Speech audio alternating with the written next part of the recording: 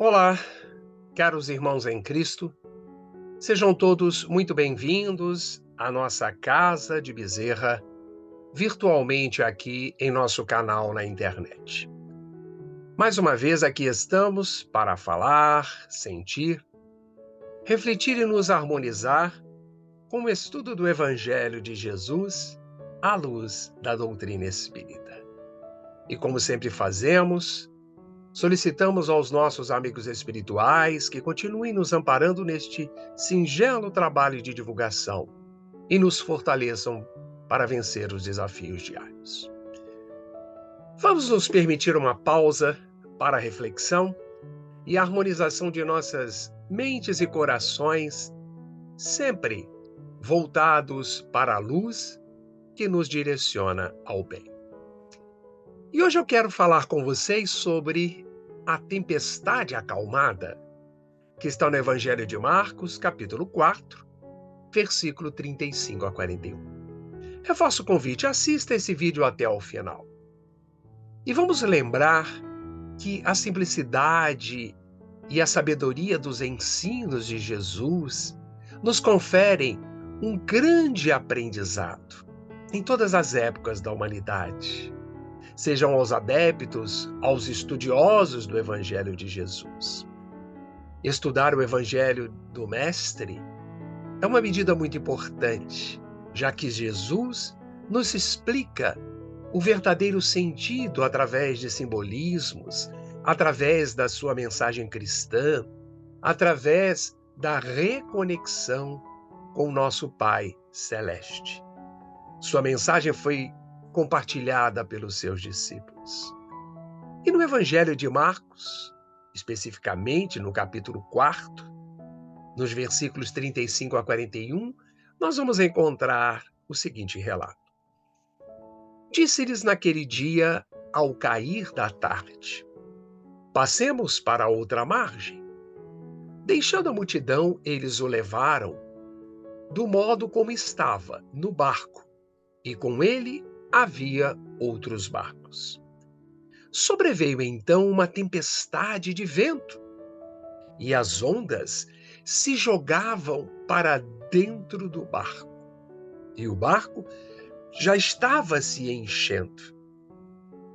Ele estava na popa, dormindo sobre o travesseiro. Eles o acordam e dizem: Mestre, não te importa que pereçamos?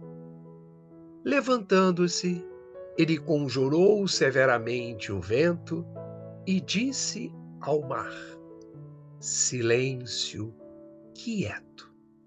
Logo, o vento serenou e houve grande bonança. Depois, ele perguntou: por que tendes medo? Ainda não tendes fé? Então, ficaram com muito medo e diziam uns aos outros: quem é este a quem até o vento e o mar obedecem? Interessante esta passagem, não?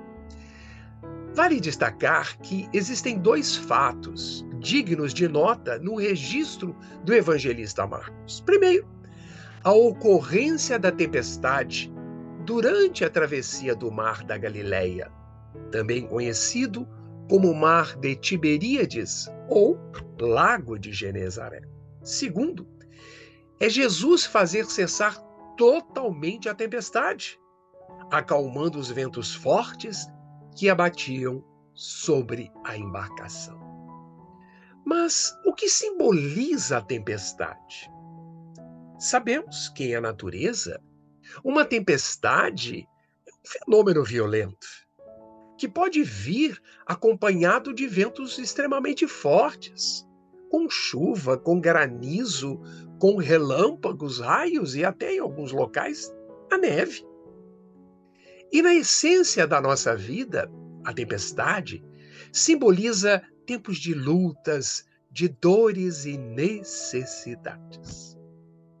A tempestade acalmada é uma passagem evangélica que tem dois enfoques fundamentais, convém reforçar: a ação de Jesus sobre os elementos da natureza e, segundo, o valor da fé. A tempestade acalmada é mais um dos prodígios existentes no Evangelho de Jesus. Podemos interpretar o ocorrido de duas maneiras bem didáticas. Primeira, a ação direta de Jesus sobre o fenômeno atmosférico, repreendendo o vento, ou por intermédio dos espíritos ligados à natureza, que, ouvindo-o, atenderam à sua solicitação. De qualquer forma, porém, sabemos que não ocorreu um milagre, por mais insólito que o fato possa parecer. Os fatos que o Evangelho cita como operados por Jesus se acham hoje completamente demonstrados pelo magnetismo e pelo espiritismo, como fenômenos puramente naturais. Sabemos que a fé é um sentimento que pode ser desenvolvido, utilizando a força da vontade, do conhecimento e das virtudes já adquiridas. Sendo assim, a alma humana, nestes, digamos, 20 séculos de cristianismo, é uma consciência esclarecida pela razão, em plena batalha pela conquista dos valores iluminativos. A pessoa que se engaja conscientemente no processo de melhoria, podemos afirmar, atende ao chamamento de renovação espiritual dos espíritos orientadores. Sabe também adequar-se com firmeza e perseverança às convocações do plano maior pela correta utilização do livre-arbítrio. Passemos para outra banda.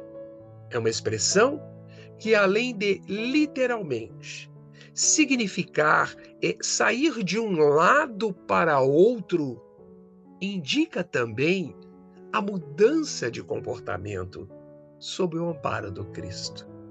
Envolve a percepção que soou a hora necessária de transformação espiritual.